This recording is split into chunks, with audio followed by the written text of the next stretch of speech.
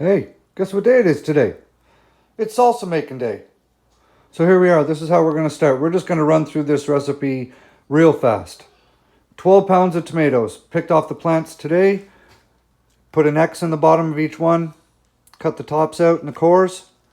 Put the oven at 350. Throw them in the oven. It's the easiest way to take the peels off these. That way you're not boiling them and ice bathing them and making a big watery mess. Okay? Next, Step one. We need 4 pounds of chopped green peppers. 4 pounds. Boom. A total of 3 pounds diced onions. So like I said, I'm doubling the recipe. This is a huge bowl. So if you're going to do the doubled recipe that I am right now, you're going to need a really big pot. Okay, I'm just saying that up front. I'm busting out my big pot. So the recipe calls for 2 tablespoons of cilantro. We're blowing that number right out of the water. I don't even know what's here. A cup and a half. I love cilantro. Came out of the garden, picked today, super fresh, smells amazing. That's what we're doing. So this recipe does not call for parsley. So we are going to use a big, fresh squeezed bunch of parsley. Just washed it, sorry, freshly washed. Squeeze the water out. Bunch of parsley from my garden. Picked it today. Oh, sorry. Look at that. See what happens when you're trying to work with a tripod between your legs? Beautiful. So that's going in next. When you're canning stuff, the most important thing you need to worry about is acidity, right? That's what keeps everything safe. So we're going to be putting vinegar in here, but we're not at that point yet. But I love lime juice in my salsa. So we're just going to bump it up with some lime juice.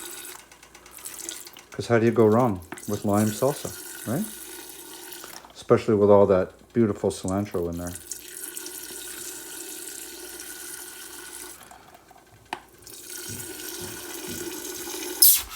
There we go. Lime juice. Okay. Next, 1.5 cups jalapenos. So everything that's going in this recipe tonight came from my garden, except for the onions, because my onions aren't ready yet. So, but everything else so far is from the garden. Next, 3 heads of garlic. Oh yeah.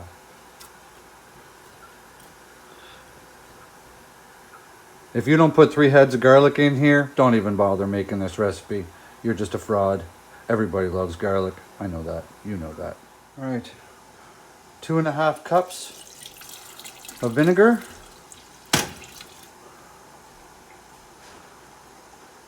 And we're almost done. All right. Next and last thing is 2 tablespoons of salt. And I'm using Himalayan pink salt because I love this stuff. There's 1, 2, and for good measure, a little bit extra. Okay. Now we're just going to bring this up to a boil. In the meantime, I have my other pot that I'm going to water bath in. This is actually my 23 quart Presto canner.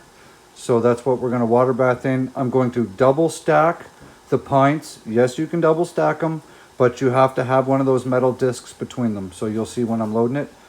So we are going to bring this to a boil. In the meantime, I have 2 brand new boxes of pint jars. I'm going to wash those.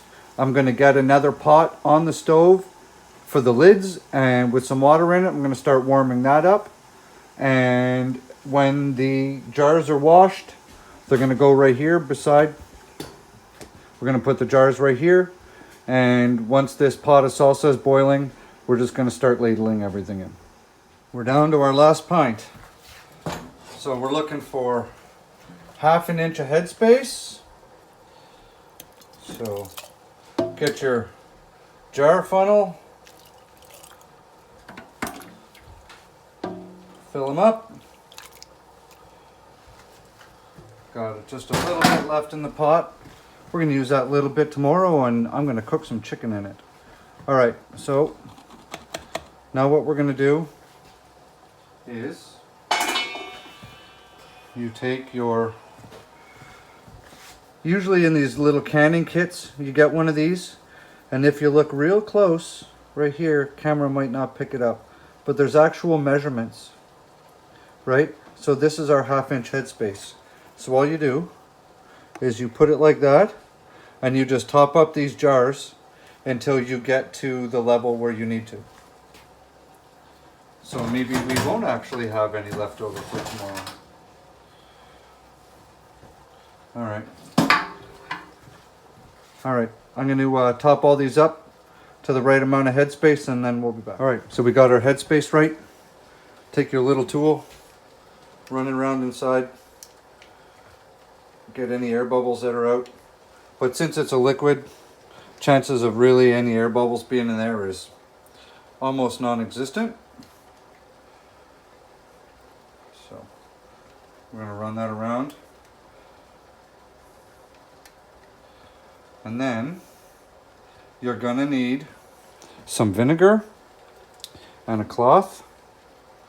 And what we're gonna do is we're gonna wipe down the lips of all the jars.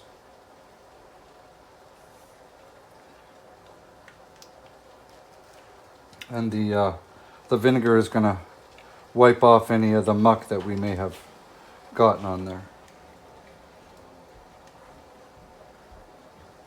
Alright. Okay, don't need that. Done. So like I said, got just a paper towel that I fold up. I've got a jar with my vinegar in it. Right? And then all you're going to do is just take that and run it around the lip of the top of your jar. Because if you get any muck on there, it's not going to seal right. So do all your jar lids, or all your tops of your jars, like that. Dip it in again. Fold it over or whatever if you need to. Because it'd be a shame if, you know, you had a little piece of pepper or onion or something on here you didn't see. And then when you put the lids on, it didn't seal right. And then that jar wouldn't be able to be stored properly. So that's it for that. Now, on the stove, I've had this warming up to lids. You don't want it to boil, but you want them warm. You're just softening up the rubber. And then start putting them all on your jars. So I'm going to do all these, and we'll go into the next phase. So when you're putting your ring on, all you do is tighten it, and I just kind of grab it with my 4 fingers. And as soon as my wrist, see how my wrist is turning but the lid isn't? That's about when it's tight. They call it finger tight. Because as this is in the pressure canner, you want the air to be able to vent out of here.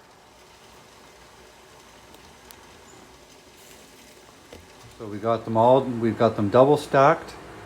And I need a little bit more water. So over there, that little white thing you see, that's a kettle. I'm just boiling some water.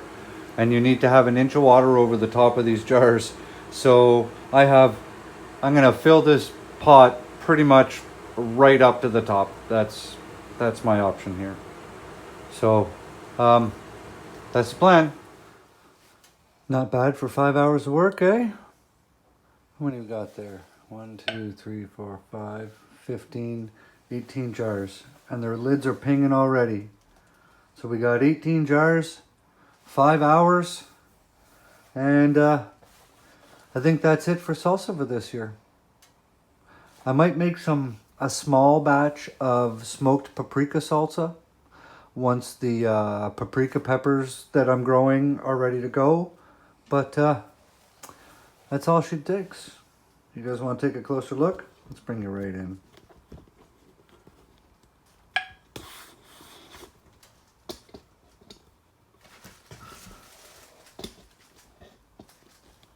That's some pretty damn good looking salsa right there.